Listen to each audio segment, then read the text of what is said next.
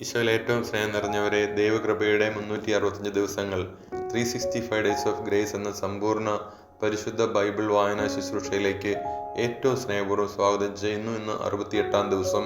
1 Samuel 1 മുതൽ 4 വരെയുള്ള അധ്യായങ്ങൾ നമ്മളിന്ന് വായിച്ച് ധ്യാനിക്കുന്നു. സാമുവേലിന്റെ ജനനം, ഹന്നായുടെ കീർത്തനം, ദൈവം സാമുവേലിനെ വിളിക്കുന്ന ഭാഗങ്ങളെല്ലാമാണ് വായിക്കുക. പരിശുദ്ധാത്മാവിനെ കാതോർത്ത് പരിശുദ്ധാത്മാവിൽ നിറഞ്ഞ് ജീവിക്കാൻ ദൈവം നമ്മളെല്ലാവരെയും സമൃദ്ധമായി അനുഗ്രഹിക്കട്ടെ. ഈശോമിശിഹായ്ക്ക് സ്തുതിയായിരിക്കട്ടെ. സാമുവേൽ പ്രവാചകന്റെ 1-ാം പുസ്തകം 1-ാം അധ്യായം. സാമുവേലിന്റെ ജനനം. എഫ്രായിം മലനാട്ടിലെ റാമാത്തയിമിൽ സൂഫ് വംശജനായ എൽക്കാന എന്നൊരാളുണ്ടായിരുന്നു. അവന്റെ പിതാവ് യെറോഹാം ആയിരുന്നു. യെറോഹാം എലീഹുവിന്റെയും എലീഹു തോഹുവിന്റെയും തോഹു എഫ്രായിംകാരനായ സൂഫിന്റെയും പുത്രനായിരുന്നു. എൽക്കാനയ്ക്ക് 2 ഭാര്യമാരുണ്ടായിരുന്നു, ഹന്നായും പെനീന്നായും. പെനീന്നായ്ക്ക് മക്കളുണ്ടായിരുന്നു, ഹന്നായ്ക്കാകട്ടെ മക്കളില്ലായിരുന്നു.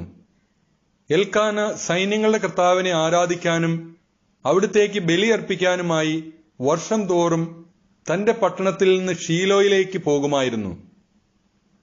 ഏലിയുടെ പുത്രന്മാരായ ഹോഫ്നിയും ഫിനെഹാസുമായിരുന്നു അവിടെ കർത്താവിന്റെ പുരോഹിതന്മാർ.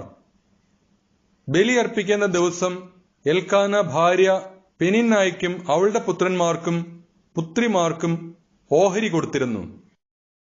ഹന്നായെ കൂടുതൽ സ്നേഹിച്ചിരുന്നെങ്കിലും അവൾക്ക് ഒരംശം മാത്രമേ നൽകിയിരുന്നുള്ളൂ. എന്തെന്നാൽ കർത്താവ് അവളെ വന്ധ്യയാക്കിയിരുന്നു. വന്ധ്യത നിമിത്തം അവളുടെ സപത്നി അവളെ വേദനിപ്പിച്ചിരുന്നു. ആണ്ടുതോറും കർത്താവിന്റെ ഭവനത്തിലേക്ക് പോയിരുന്നപ്പോഴൊക്കെ അവൾ ഹന്നായെ പ്രകോപിപ്പിച്ചിരുന്നു. അതിനാൽ ഹന്ന കരയുകയും ഭക്ഷണം കഴിക്കാതിരിക്കുകയും ചെയ്തു. ഭർത്താവായ എൽക്കാന അവളോട് ചോദിച്ചു, ഹന്ന, എന്തിനാണ് നീ കരയുകയും ഭക്ഷിക്കാതിരിക്കുകയും ചെയ്യുന്നത്?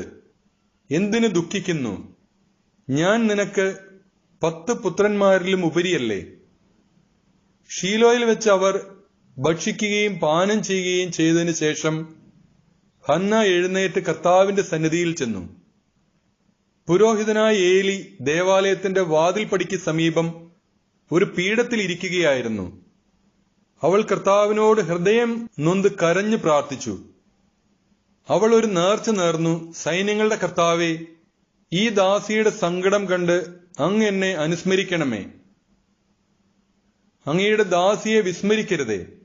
എനിക്കൊരു പുത്രനെ നൽകിയാൽ അവന്റെ ജീവിതകാലം മുഴുവൻ അവനെ ഞാൻ അങ്ങേക്ക് പ്രതിഷ്ഠിക്കും. അവന്റെ ശിരസിൽ ക്ഷൗരക്കത്തി സ്പർശിക്കുകയില്ല.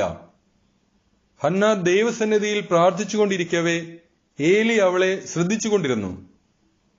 അവൾ ഹൃദയത്തിൽ സംസാരിക്കുകയായിരുന്നു, അധരം മാത്രമേ ചലിച്ചിരുന്നുള്ളൂ, ശബ്ദം പുറത്തു വന്നതുമില്ല. അതിനാൽ അവൾ മദ്യപിച്ചിട്ടുണ്ടെന്ന് ഏലിക്ക് തോന്നി. ഏലി അവളോട് പറഞ്ഞു, എത്ര നേരം നീ ഉന്മത്തയായിരിക്കും?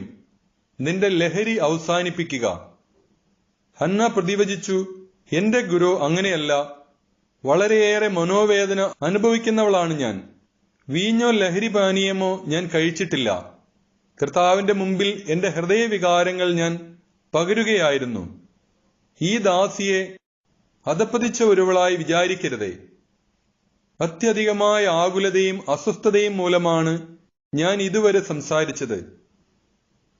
അപ്പോൾ ഏലി പറഞ്ഞു, സമാധാനമായി പോവുക. ഇസ്രായേലിന്റെ ദൈവം നിന്റെ പ്രാർത്ഥന സാധിച്ചു തരട്ടെ. അവൾ പ്രതിവചിച്ചു, ഈ ദാസിക്ക് അങ്ങയുടെ കൃപാകടാക്ഷമുണ്ടാകട്ടെ. അനന്തരം അവൾ പോയി ഭക്ഷണം കഴിച്ചു. പിന്നീട് ഒരിക്കലും അവളുടെ മുഖം മ്ലാനമായിട്ടില്ല. എൽക്കാനയും കുടുംബവും അതിരാവിലെ എഴുന്നേറ്റ് കർത്താവിനെ ആരാധിച്ചതിന് ശേഷം റാമായിലുള്ള തങ്ങളുടെ ഗൃഹത്തിലേക്ക് മടങ്ങി. എൽക്കാന ഹന്നായെ പ്രാപിക്കുകയും കർത്താവ് അവളെ അനുസ്മരിക്കുകയും ചെയ്തു. അവൾ ഗർഭം ധരിച്ച് ഒരു പുത്രനെ പ്രസവിച്ചു. ഞാൻ അവനെ കർത്താവിനോട് ചോദിച്ചു വാങ്ങിയതാണ് എന്ന് പറഞ്ഞ് അവൾ അവന് സാമുവൽ എന്ന് പേരിട്ടു. എൽക്കാന കുടുംബസമേതം കർത്താവിന് വർഷം തോറുമുള്ള ബലിയർപ്പിക്കാനും നേർച്ച നിറവേറ്റാനും പോയി. എന്നാൽ ഹന്ന പോയില്ല. അവൾ ഭർത്താവിനോട് പറഞ്ഞു, കുഞ്ഞിന്റെ മുലകുടി മാറട്ടെ. അവൻ കർത്തൃസന്നിധിയിൽ പ്രവേശിച്ച് എന്നേക്കും അവിടെ വസിക്കുന്നതിന് അപ്പോൾ കൊണ്ടുവന്നുകൊള്ളാം. എൽക്കാന അവളോട് പറഞ്ഞു, നിന്റെ യുക്തം പോലെ ചെയ്തുകൊള്ളുക. അവന്റെ മുലകുടി മാറട്ടെ. കർത്താവിനോട് വാക്ക് നിറവേറ്റിയാൽ മതി. അങ്ങനെ അവൾ കുഞ്ഞിന്റെ മുലകുടി മാറുന്നതുവരെ വീട്ടിൽ താമസിച്ചു. പിന്നീട് 3 വയസ്സുള്ള ഒരു കാളക്കുട്ടി, 1 ഏഫ മാവ്, 1 കുടം വീഞ്ഞ് എന്നിവയോട് കൂടെ അവൾ അവനെ ശീലോയിൽ കർത്താവിന്റെ ആലയത്തിലേക്ക് കൊണ്ടുവന്നു. സാമുവൽ അപ്പോൾ ബാലനായിരുന്നു. അവർ കാളക്കുട്ടിയെ ബലിയർപ്പിച്ചു. അനന്തരം ശിശുവിനെ ഏലിയുടെ അടുക്കൽ കൊണ്ടുവന്നു. അവൾ പറഞ്ഞു, ഗുരോ, ഇവിടെ അങ്ങയുടെ മുമ്പിൽ നിന്ന് കർത്താവിനോട് പ്രാർത്ഥിച്ച സ്ത്രീ തന്നെയാണ് ഞാൻ. ഈ കുഞ്ഞിനു വേണ്ടിയാണ് ഞാൻ പ്രാർത്ഥിച്ചത്. എന്റെ പ്രാർത്ഥന കർത്താവ് കേട്ടു. ആകയാൽ ഞാൻ അവനെ കർത്താവിന് സമർപ്പിച്ചിരിക്കുന്നു. ആ ജീവനാന്തം അവൻ കർത്താവിനുള്ളതായിരിക്കും. അവർ കർത്താവിനെ ആരാധിച്ചു. സാമുവൽ പ്രവാചകന്റെ 1-ാം പുസ്തകം 2-ാം അധ്യായം. ഹന്നായുടെ കീർത്തനം. ഹന്ന ഇങ്ങനെ പ്രാർത്ഥിച്ചു, എന്റെ ഹൃദയം കർത്താവിൽ ആനന്ദിക്കുന്നു, എന്റെ ശിരസ് കർത്താവിൽ ഉയർന്നിരിക്കുന്നു. എന്റെ അധരം ശത്രുക്കളെ പരിഹസിക്കുന്നു, എന്തെന്നാൽ അവിടുത്തെ രക്ഷയിൽ ഞാൻ ആനന്ദിക്കുന്നു. കർത്താവിനെ പോലെ പരിശുദ്ധനായി മറ്റാരുമില്ല, കർത്താവല്ലാതെ മറ്റാരുമില്ല. നമ്മുടെ ദൈവത്തെ പോലെ സുസ്ഥിരമായ ഒരാശ്രയമില്ല. അഹന്തയോടെ മേലിൽ സംസാരിക്കരുത്. നിന്റെ നാവിൽ നിന്ന് ഗർവ് പുറപ്പെടാതിരിക്കട്ടെ. കാരണം കർത്താവ് സർവജ്ഞനായ ദൈവമാണ്. പ്രവൃത്തികളെ വിലയിരുത്തുന്നത് അവിടുന്നാണല്ലോ. വീരന്മാരുടെ വില്ലുകൾ തകരുന്നു, ബലഹീനരാകട്ടെ ശക്തി പ്രാപിക്കുന്നു. സുഭിക്ഷം അനുഭവിച്ചിരുന്നവർ ആഹാരത്തിനായി കൂലിപ്പണി ചെയ്യുന്നു. വിശപ്പ് അനുഭവിച്ചിരുന്നവർ സംതൃപ്തി അടയുന്നു. വന്ധ്യ 7 പ്രസവിക്കുന്നു. സന്താന സമ്പത്തുള്ളവൾ നിരാലംബയാകുന്നു. കർത്താവ് ജീവൻ എടുക്കുകയും കൊടുക്കുകയും ചെയ്യുന്നു. അവിടുന്ന് പാതാളത്തിലേക്ക് ഇറക്കുകയും അവിടെ നിന്ന് കയറ്റുകയും ചെയ്യുന്നു. ദരിദ്രനും ധനികനുമാക്കുന്നത് കർത്താവാണ്. താഴ്ത്തുന്നതും ഉയർത്തുന്നതും അവിടുന്ന് തന്നെ. ദരിദ്രനെ അവിടുന്ന് ധൂളിയിൽ നിന്ന് ഉയർത്തുന്നു, അഗതിയെ കുപ്പയിൽ നിന്ന് സമുദ്ധരിക്കുന്നു. അങ്ങനെ അവരെ പ്രഭുക്കന്മാരോടൊപ്പം ഇരുത്തി ഉന്നത സ്ഥാനങ്ങൾക്ക് അവകാശികളാക്കുന്നു. ഭൂമിയുടെ അടിത്തൂണുകൾ കർത്താവിൻ്റെതാണ്. അതിന്മേൽ അവിടുന്ന് ലോകത്തെ ഉറപ്പിച്ചിരിക്കുന്നു. തന്റെ വിശ്വസ്തരുടെ പാദങ്ങളെ അവിടുന്ന് കാക്കുന്നു. ദുഷ്ടന്മാർ അന്ധകാരത്തിൽ ഉപേക്ഷിക്കപ്പെടുന്നു. ശക്തിയാൽ ആരും പ്രബലനാകുന്നില്ല. കർത്താവ് പ്രതിയോഗികളെ ഛിന്നഭിന്നമാക്കുന്നു. അവർക്കെതിരെ ആകാശത്തിൽ ഇടിമുഴക്കുന്നു. അവിടുന്ന് ഭൂമിയെ മുഴുവൻ വിധിക്കും. തന്റെ രാജാവിന് ശക്തി കൊടുക്കും. തന്റെ അഭിഷിക്തന്റെ ശിരസ് ഉയരുമാറാക്കും. അനന്തരം എൽക്കാന റാമായിലുള്ള തന്റെ ഭവനത്തിലേക്ക് മടങ്ങി. ബാലനായ സാമുവലാകട്ടെ പുരോഹിതനായ ഏലിയുടെ സാന്നിധ്യത്തിൽ കർത്താവിന് ശുശ്രൂഷ ചെയ്തു പോന്നു. ഏലിയുടെ പുത്രന്മാർ ദുർമാർഗികളും കർത്താവിനെ ബഹുമാനിക്കാത്തവരുമായിരുന്നു. ജനങ്ങളിൽ നിന്ന് പുരോഹിതന്മാർക്ക് ലഭിക്കേണ്ട വിഹിതത്തെ സംബന്ധിക്കുന്ന നിയമം അവർ മാനിച്ചില്ല. ആരെങ്കിലും ബലിയർപ്പിച്ച മാംസം പാകം ചെയ്യുമ്പോൾ പുരോഹിതന്റെ ഭൃത്യൻ പാത്രത്തിൽ മുപ്പല്ലി കൊണ്ട് കുത്തി അതിൽ കിട്ടുന്നത് മുഴുവൻ പുരോഹിതനു വേണ്ടി എടുത്തിരുന്നു. ഷീലോയിൽ വന്നിരുന്ന ഇസ്രായേൽക്കാരോടെല്ലാം അവർ ഇപ്രകാരമാണ് പ്രവർത്തിച്ചത്. കൂടാതെ മേധസ് ദഹിപ്പിക്കുന്നതിന് മുമ്പ് തന്നെ ബലിയർപ്പിക്കുന്നവനോട് പുരോഹിതന്റെ ഭൃത്യൻ വന്നു പറയും, പുരോഹിതനു വേണ്ടി പാകം ചെയ്യാൻ കുറെ മാംസം തരിക. പച്ച മാംസമല്ലാതെ വേവിച്ചത് അദ്ദേഹം സ്വീകരിക്കുകയില്ല. ആദ്യം മേധസ് ദഹിപ്പിക്കട്ടെ, എന്നിട്ട് നിങ്ങൾക്ക് ഇഷ്ടമുള്ളത് എടുക്കാമെന്ന് തടസ്സം പറഞ്ഞാൽ പോരാ, ഇപ്പോൾ തന്നെ വേണം, അല്ലെങ്കിൽ ഞാൻ ബലം പ്രയോഗിച്ച് എടുക്കുമെന്ന് അവൻ മറുപടി പറയുമായിരുന്നു. ഏലിയുടെ പുത്രന്മാരുടെ പാപം ദൈവസന്നിധിയിൽ ഗുരുതരമായി തീർന്നു. അത്ര അശ്രദ്ധയോടെയാണ് അവർ കർത്താവിനുള്ള അർച്ചനയെ വീക്ഷിച്ചത്. ബാലനായ സാമുവൽ കർത്താവിന് ശുശ്രൂഷ ചെയ്തു പോന്നു. ചെണനൂൽ കൊണ്ടുള്ള ഒരു വിശേഷ വസ്ത്രമാണ് അവൻ ധരിച്ചിരുന്നത്. ബലിയർപ്പിക്കാൻ ഭർത്താവിനോടൊത്ത് വർഷം തോറും പോകുമ്പോൾ അവന്റെ അമ്മ ചെറിയ ഉടുപ്പുണ്ടാക്കി അവന് കൊടുത്തിരുന്നു. കർത്താവിന് സമർപ്പിച്ച ഈ കുട്ടിക്ക് പകരം ഈ സ്ത്രീയിൽ നിന്ന് തന്നെ വേറെ സന്താനങ്ങളെ ദൈവം നൽകട്ടെ എന്ന് എൽക്കാനയെയും ഭാര്യയെയും ഏലി അനുഗ്രഹിച്ചിരുന്നു. പിന്നീട് അവർ വീട്ടിലേക്ക് പോകും. കർത്താവ് ഹന്നായെ കടാക്ഷിച്ചു. അവൾ ഗർഭം ധരിച്ച് 3 പുത്രന്മാരെയും 2 പുത്രിമാരെയും പ്രസവിച്ചു. ബാലനായ സാമുവലാകട്ടെ കർത്താവിന്റെ സന്നിധിയിൽ വളർന്നുവന്നു. ഏലി വൃദ്ധനായി. തന്റെ പുത്രന്മാർ ഇസ്രായേൽ ജനത്തോട് ചെയ്തിരുന്നതെല്ലാം അവൻ കേട്ടു. സമാഗമ കൂടാരത്തിന്റെ പ്രവേശന കവാടത്തിൽ ജോലി ചെയ്തിരുന്ന സ്ത്രീകളോടൊത്ത് അവർ ശയിച്ചിരുന്ന വിവരവും അവൻ അറിഞ്ഞു. അവൻ അവരോട് പറഞ്ഞു, എന്താണ് നിങ്ങൾ ഈ ചെയ്യുന്നത്? നിങ്ങളുടെ ദുഷ്കൃത്യങ്ങളെപ്പറ്റി ഓരോരുത്തർ പറയുന്നത് ഞാൻ കേൾക്കുന്നു. മക്കളെ, മേലാൽ അങ്ങനെ ചെയ്യരുത്. നിങ്ങളെപ്പറ്റി ദൈവജനം പറഞ്ഞ് ഞാൻ കേൾക്കുന്ന കാര്യങ്ങൾ തീരെ നന്നല്ല. മനുഷ്യൻ മനുഷ്യനോട് പാപം ചെയ്താൽ ദൈവം അവനു വേണ്ടി മാധ്യസ്ഥം വഹിക്കും. കർത്താവിനോട് പാപം ചെയ്താൽ ആര് മാധ്യസ്ഥം വഹിക്കും? പക്ഷെ അവർ പിതാവിന്റെ വാക്ക് കേട്ടില്ല. കാരണം അവരെ നശിപ്പിക്കാൻ കർത്താവ് നിശ്ചയിച്ചിരുന്നു. ബാലനായ സാമുവലാകട്ടെ കർത്താവിന്റെയും മനുഷ്യരുടെയും പ്രീതിയിൽ വളർന്നു വന്നു. കർത്താവ് അയച്ച ഒരാൾ ഏലിയുടെ അടുക്കൽ വന്ന് പറഞ്ഞു, കർത്താവ് ഇപ്രകാരം പറയുന്നു, നിന്റെ പിതാവിന്റെ കുടുംബം ഈജിപ്തിൽ ഫറവോയുടെ ഭവനത്തിൽ അടിമയായിരിക്കുമ്പോൾ ഞാൻ അവർക്ക് എന്നെ തന്നെ വെളിപ്പെടുത്തി. എന്റെ ബലിപീഠത്തെ സമീപിക്കാനും ധൂപാർപ്പണം നടത്താനും എന്റെ മുൻപിൽ ഏഫോദ് ധരിക്കാനും ഇസ്രായേലിന്റെ എല്ലാ ഗോത്രങ്ങളിൽ നിന്ന് ഞാൻ അവനെ എന്റെ പുരോഹിതനായി തിരഞ്ഞെടുത്തു.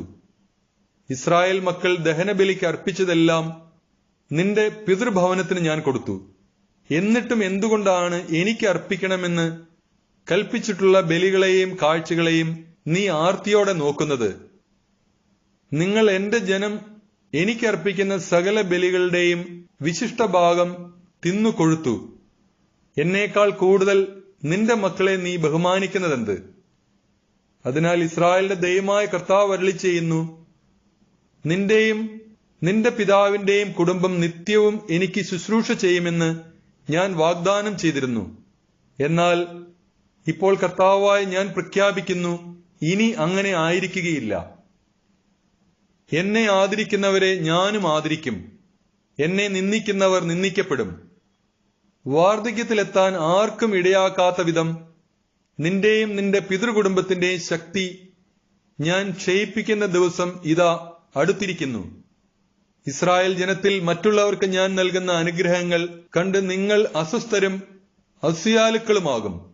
പക്ഷെ നിന്റെ കുടുംബത്തിൽ പ്രായം ചെന്നവരായി മേലിൽ ആരും ഉണ്ടാവുകയില്ല. നിങ്ങളിൽ ഒരുവനെ എന്റെ ബലിപീഠത്തിൽ നിന്ന് ഞാൻ വിച്ഛേദിക്കുകയില്ല. കണ്ണീരുകൊണ്ട് അവന്റെ കാഴ്ച മങ്ങുകയും ഹൃദയം ഉരുകുകയും ചെയ്യും. നിന്റെ സന്താനങ്ങൾ വാളിനിരയാകും. നിന്റെ പുത്രന്മാരായ ഹോഫ്നിയും ഫിനഹാസും ഒരേ ദിവസം തന്നെ മരിക്കും. ഇത് നിനക്ക് അടയാളമായിരിക്കും. എനിക്ക് വേണ്ടി വിശ്വസ്തനായ ഒരു പുരോഹിതനെ ഞാൻ തിരഞ്ഞെടുക്കും. എന്റെ ഹൃദയാഭിലാഷമനുസരിച്ച് അവൻ പ്രവർത്തിക്കും. അവന്റെ കുടുംബം ഞാൻ നിലനിർത്തും. എന്റെ അഭിഷിക്തന്റെ സന്നിധിയിൽ അവൻ നിത്യവും ശുശ്രൂഷ ചെയ്യും. നിന്റെ കുടുംബത്തിൽ അവശേഷിക്കുന്നവരെല്ലാം ഒരു വെള്ളിക്കാശിനും ഒരു കഷ്ണം അപ്പത്തിനും വേണ്ടി അവനോട് യാചിച്ചുകൊണ്ട് പറയും, ഒരു കഷ്ണം അപ്പം ലഭിക്കേണ്ടതിന് എന്നെ ഏതെങ്കിലും ഒരു പുരോഹിത വൃത്തിക്ക് ചേർക്കണമേ. സാമുവൽ പ്രവാചകന്റെ 1-ാം പുസ്തകം 3-ാം അധ്യായം. സാമുവലിനെ വിളിക്കുന്നു. ഏലിയുടെ സാന്നിധ്യത്തിൽ ബാലനായ സാമുവൽ കർത്താവിന് ശുശ്രൂഷ ചെയ്തു പോന്നു. അക്കാലത്ത് കർത്താവിന്റെ അരുളപ്പാട് ചുരുക്കമായിട്ടേ ലഭിച്ചിരുന്നുള്ളൂ. ദർശനങ്ങൾ വിരളമായിരുന്നു. ഏലി ഒരു ദിവസം തന്റെ മുറിയിൽ കിടക്കുകയായിരുന്നു. അവനൊന്നും കാണാൻ കഴിയാത്ത വിധം കാഴ്ച മങ്ങിത്തുടങ്ങിയിരുന്നു. ദൈവത്തിന്റെ മുൻപിലെ ദീപം അണഞ്ഞിരുന്നില്ല. സാമുവൽ ദേവാലയത്തിൽ ദൈവത്തിന്റെ പേടകം സ്ഥിതി ചെയ്യുന്നതിനരികെ കിടക്കുകയായിരുന്നു. അപ്പോൾ കർത്താവ് സാമുവലിനെ വിളിച്ചു, സാമുവൽ, സാമുവൽ. അവൻ വിളി കേട്ടു, ഞാനിതാ. അവൻ ഏലിയുടെ അടുക്കലേക്ക് ഓടി. അങ്ങെന്നെ വിളിച്ചല്ലോ, ഞാനിതാ വന്നിരിക്കുന്നു എന്ന് പറഞ്ഞു. ഏലി പറഞ്ഞു, ഞാൻ നിന്നെ വിളിച്ചില്ല, പോയി കിടന്നുകൊള്ളുക. അവൻ പോയി കിടന്നു. കർത്താവ് വീണ്ടും സാമുവലിനെ വിളിച്ചു. സാമുവൽ. അവൻ എഴുന്നേറ്റ് ഏലിയുടെ അടുക്കിലേക്ക് ചെന്ന് പറഞ്ഞു, അങ്ങ് എന്നെ വിളിച്ചല്ലോ, ഞാനിതാ വന്നിരിക്കുന്നു. ഏലി പറഞ്ഞു, മകനെ, നിന്നെ ഞാൻ വിളിച്ചില്ല, പോയി കിടന്നുകൊള്ളുക. കർത്താവാണ് വിളിച്ചതെന്ന് സാമുവൽ അപ്പോഴും അറിഞ്ഞില്ല. കാരണം അതുവരെ കർത്താവിന്റെ ശബ്ദം അവന് വെളിവാക്കപ്പെട്ടിരുന്നില്ല. മൂന്നാമതും കർത്താവ് സാമുവലിനെ വിളിച്ചു. അവൻ എഴുന്നേറ്റ് ഏലിയുടെ അടുത്ത് ചെന്ന് പറഞ്ഞു, അങ്ങ് എന്നെ വിളിച്ചല്ലോ, ഞാനിതാ വന്നിരിക്കുന്നു. കർത്താവാണ് ബാലിനെ വിളിച്ചതെന്ന് അപ്പോൾ ഏലിക്ക് മനസ്സിലായി. അതിനാൽ ഏലി സാമുവലിനോട് പറഞ്ഞു, പോയി കിടന്നുകൊള്ളുക. ഇനി നിന്നെ വിളിച്ചാൽ കർത്താവെ അരുളി ചെയ്താലും അങ്ങയുടെ ദാസനിതാ ശ്രവിക്കുന്നു എന്ന് പറയണം. സാമുവൽ പോയി കിടന്നു. അപ്പോൾ കർത്താവ് വന്നു നിന്ന് മുൻപിലത്തെ പോലെ സാമുവൽ, സാമുവൽ എന്ന് വിളിച്ചു. സാമുവൽ പ്രതിവചിച്ചു, അരുളി ചെയ്താലും അങ്ങയുടെ ദാസനിതാ ശ്രവിക്കുന്നു. കർത്താവ് അവനോട് പറഞ്ഞു, ഇസ്രായേൽ ജനതയോട് ഞാൻ ഒരു കാര്യം ചെയ്യാൻ പോവുകയാണ്. ഇത് കേൾക്കുന്നവന്റെ ഇരു ചെവികളും തരിച്ചു പോകും. ഏലിയുടെ കുടുംബത്തിനെതിരായി ഞാൻ പറഞ്ഞിട്ടുള്ളതെല്ലാം അന്ന് ഞാൻ ആത്യന്തം നിർവഹിക്കും. മക്കൾ ദൈവദൂഷണം പറയുന്ന കാര്യം അറിഞ്ഞിട്ടും അവരെ തടയാഞ്ഞത് മൂലം ഞാൻ അവന്റെ കുടുംബത്തിന്റെ മേൽ എന്നേക്കുമായി ശിക്ഷാവിധി നടത്താൻ പോവുകയാണെന്ന് ഞാൻ പറയുന്നു. ഏലി കുടുംബത്തിന്റെ പാപത്തിന് ബലികളും കാഴ്ചകളും ഒരിക്കലും പരിഹാരമാവുകയില്ലെന്ന് ഞാൻ ശപഥം ചെയ്യുന്നു. പ്രഭാതം വരെ സാമുവൽ കിടന്നു. അനന്തരം അവൻ കർത്താവിന്റെ ആലയത്തിന്റെ വാതിലുകൾ തുറന്നു. തനിക്കുണ്ടായ ദർശനം ഏലിയോട് പറയാൻ അവൻ ഭയപ്പെട്ടു. അപ്പോൾ ഏലി, മകനെ സാമുവൽ എന്ന് വിളിച്ചു. ഞാനിതാ എന്ന് അവൻ വിളി കേട്ടു. ഏലി ചോദിച്ചു, അവിടുന്ന് എന്താണ് നിന്നോട് പറഞ്ഞത്? എന്നിൽ നിന്ന് മറച്ചു വെക്കരുത്. അവിടുന്ന് പറഞ്ഞതിൽ എന്തെങ്കിലും എന്നിൽ നിന്ന് മറച്ചുവെച്ചാൽ ദൈവം നിന്നെ കഠിനമായി ശിക്ഷിക്കട്ടെ. സാമുവൽ ഒന്നും മറച്ചുവെക്കാതെ എല്ലാം അവനോട് പറഞ്ഞു. അപ്പോൾ ഏലി, അത് കർത്താവാണ്, അവിടുത്തേക്ക് യുക്തമെന്ന് തോന്നുന്നത് പ്രവർത്തിക്കട്ടെ എന്ന് പറഞ്ഞു. സാമുവൽ വളർന്നു വന്നു. കർത്താവ് അവനോട് കൂടെ ഉണ്ടായിരുന്നു. അവന്റെ വാക്കുകളിലൊന്നും വ്യർത്ഥമാകാൻ അവിടുന്ന് ഇടവരുത്തിയില്ല. സാമുവൽ കർത്താവിന്റെ പ്രവാചകനായി തീർന്നിരിക്കുന്നുവെന്ന് ദാൻ മുതൽ ബേർഷെബ വരെയുള്ള ഇസ്രായേൽ ജനം മുഴുവനും അറിഞ്ഞു. കർത്താവ് സാമുവലിന് ദർശനം നൽകിയ ഷീലോയിൽ വെച്ച് അവിടുന്ന് വീണ്ടും അവനോട് സംസാരിച്ച് തന്നെ തന്നെ വെളിപ്പെടുത്തി. സാമുവൽ പ്രവാചകന്റെ 1-ാം പുസ്തകം 4-ാം അധ്യായം. സാമുവലിന്റെ വാക്ക് ഇസ്രായേൽ മുഴുവൻ ആദരിച്ചു. അക്കാലത്ത് ഫിലിസ്ത്യർ ഇസ്രായേലിനെതിരെ യുദ്ധത്തിന് വന്നു. ഇസ്രായേലും അവരെ നേരിടാൻ സന്നദ്ധമായി. ഇസ്രായേൽ എബനേസറിലും ഫിലിസ്ത്യർ അഫേക്കിലും പാളയമടിച്ചു. ഫിലിസ്ത്യർ ഇസ്രായേലിനെതിരെ അണിനിരന്നു. യുദ്ധത്തിൽ ഇസ്രായേലിയർ പരാജയപ്പെട്ടു. യുദ്ധക്കളത്തിൽ വച്ചു തന്നെ 4000-ഓളം ആളുകളെ ഫിലിസ്ത്യർ വധിച്ചു. ശേഷിച്ചവർ പാളയത്തിൽ തിരിച്ചെത്തിയപ്പോൾ ഇസ്രായേലിലെ ശ്രേഷ്ഠന്മാർ പറഞ്ഞു, ഫിലിസ്ത്യർ ഇന്ന് നമ്മെ പരാജയപ്പെടുത്താൻ എന്തുകൊണ്ട് കർത്താവ് അനുവദിച്ചു? നമുക്ക് ഷീലോയിൽ നിന്ന് കർത്താവിന്റെ ഉടമ്പടിയുടെ പേടകം കൊണ്ടുവരാം. അവിടുന്ന് നമ്മുടെ മധ്യേ വന്ന് ശത്രുക്കളിൽ നിന്ന് നമ്മെ രക്ഷിക്കും. അങ്ങനെ അവർ ഷീലോയിലേക്ക് ആളയച്ച് കെരൂബുകളുടെ മേൽ എഴുന്നള്ളിയിരിക്കുന്ന സൈന്യങ്ങളുടെ കർത്താവിന്റെ ഉടമ്പടിയുടെ പേടകം കൊണ്ടുവന്നു. പേടകത്തോടൊപ്പം ഏലിയുടെ പുത്രന്മാരായ ഹോഫ്നിയും ഫിനെഹാസും ഉണ്ടായിരുന്നു. കർത്താവിന്റെ ഉടമ്പടിയുടെ പേടകം കൂടാരത്തിലെത്തിയപ്പോൾ ഇസ്രായേൽ മുഴുവൻ ആനന്ദം കൊണ്ട് ആർത്തു വിളിച്ചു. അത് ഭൂമിയിലെങ്ങും പ്രതിധ്വനിച്ചു. വാഗ്ദാന പേടകം നഷ്ടപ്പെടുന്നു. ആ ശബ്ദം ഫിലിസ്ത്യർ കേട്ടു. ഹെബ്രായരുടെ കൂടാരത്തിൽ നിന്ന് പുറപ്പെടുന്ന ഈ ഉഗ്ര അട്ടഹാസത്തിന്റെ സൂചന എന്തെന്ന് അവർ തിരക്കി. കർത്താവിന്റെ പേടകം കൂടാരത്തിലെത്തിയെന്ന് അവർ മനസ്സിലാക്കി. അപ്പോൾ ഫിലിസ്ത്യർ ഭയചകിതരായി. അവർ പറഞ്ഞു, പാളയത്തിൽ ദേവന്മാർ എത്തിയിട്ടുണ്ട്, നമ്മൾ നശിച്ചു. മുൻപൊരിക്കലും ഇതുപോലെ സംഭവിച്ചിട്ടില്ല. ആ ദേവന്മാരുടെ ശക്തിയിൽ നിന്ന് ആര് നമ്മെ രക്ഷിക്കും? മരുഭൂമിയിൽ വെച്ച് നിരവധി ബാധകൾ കൊണ്ട് ഈജിപ്തുകാരെ ഞെരുക്കിയ ദേവന്മാരാണവർ. ഫിലിസ്ത്യരെ, നിങ്ങൾ ധീരതയോടും പൗരുഷത്തോടും കൂടെ യുദ്ധം ചെയ്യുവിൻ. അല്ലെങ്കിൽ ഹെബ്രായർ നമുക്ക് അടിമകളായിരുന്നതുപോലെ നാം അവർക്ക് അടിമകളാകേണ്ടി വരും. അതുകൊണ്ട് പൗരുഷത്തോടെ പൊരുതുവിൻ. ഫിലിസ്ത്യർ യുദ്ധം ചെയ്തു. ഇസ്രായേൽ പരാജയപ്പെട്ട് കൂടാരത്തിലേക്ക് പലായനം ചെയ്തു. വലിയൊരു നരവേട്ട നടന്നു. 30,000 പടയാളികൾ നിലം പതിച്ചു. ദൈവത്തിന്റെ പേടകം ശത്രുക്കൾ കൈവശപ്പെടുത്തി. ഏലിയുടെ പുത്രന്മാരായ ഹോഫ്നിയും ഫിനെഹാസും വധിക്കപ്പെട്ടു. ബെഞ്ചമിൻ ഗോത്രജനായ ഒരാൾ അന്ന് തന്നെ യുദ്ധരംഗത്തു നിന്ന് ഓടി ഷീലോയിലെത്തി. അവൻ വസ്ത്രം വലിച്ചു കീറുകയും തലയിൽ പൂഴി വിതറുകയും ചെയ്തിരുന്നു. അവൻ ഷീലോയിലെത്തുമ്പോൾ ഏലി വഴിയിലേക്ക് ഉറ്റുനോക്കിക്കൊണ്ട് പീഠത്തിൽ ഇരിക്കുകയായിരുന്നു. ദൈവത്തിന്റെ പേടകത്തെക്കുറിച്ച് ആകുലചിത്തനായിരുന്നു അവൻ. പട്ടണത്തിലെത്തി ദൂതൻ വാർത്ത അറിയിച്ചപ്പോൾ പട്ടണവാസികൾ മുറവിളി കൂട്ടി. ഏലി അത് കേട്ടു. എന്താണീ മുറവിളി? അവൻ ആരാഞ്ഞു. അപ്പോൾ ദൂതൻ ഏലിയുടെ അടുത്തേക്ക് ഓടി വന്നു പറഞ്ഞു, ഏലിക്ക് 98 വയസ്സുണ്ടായിരുന്നു. അവൻ മിക്കവാറും അന്ധനുമായിരുന്നു. ദൂതൻ പറഞ്ഞു, ഞാൻ പടക്കളത്തിൽ നിന്ന് രക്ഷപ്പെട്ടോടി ഇവിടെ എത്തിയതാണ്. മകനെ, എന്തു സംഭവിച്ചു എന്ന് ഏലി ചോദിച്ചു. അവൻ പറഞ്ഞു, ഇസ്രായേൽ ഫിലിസ്ത്യരോട് തോറ്റോടി. ജനങ്ങളിൽ നല്ലൊരു ഭാഗം കൊല്ലപ്പെട്ടു.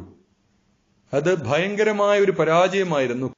കൂടാതെ അങ്ങയുടെ പുത്രന്മാരായ ഹോഫ്നിയെയും ഫിനെഹാസിനെയും അവർ വധിച്ചു. ദൈവത്തിന്റെ പേടകം അവർ കൈവശപ്പെടുത്തുകയും ചെയ്തു.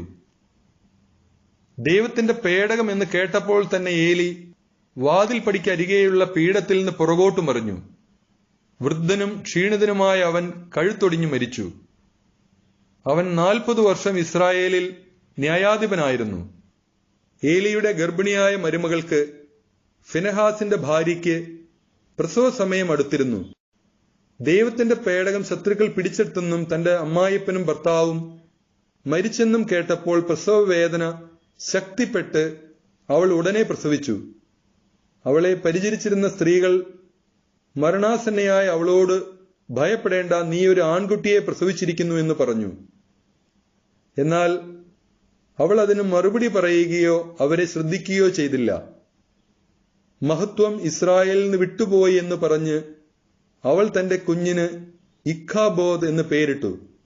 കാരണം ദൈവത്തിന്റെ പേടകം പിടിക്കപ്പെടുകയും അവളുടെ അമ്മായിയപ്പനും ഭർത്താവും നഷ്ടപ്പെടുകയും ചെയ്തു. അവൾ വീണ്ടും പറഞ്ഞു, ദൈവത്തിന്റെ പേടകം പിടിക്കപ്പെട്ടതിനാൽ മഹത്വം ഇസ്രായേലിൽ നിന്ന് വിട്ടുപോയിരിക്കുന്നു.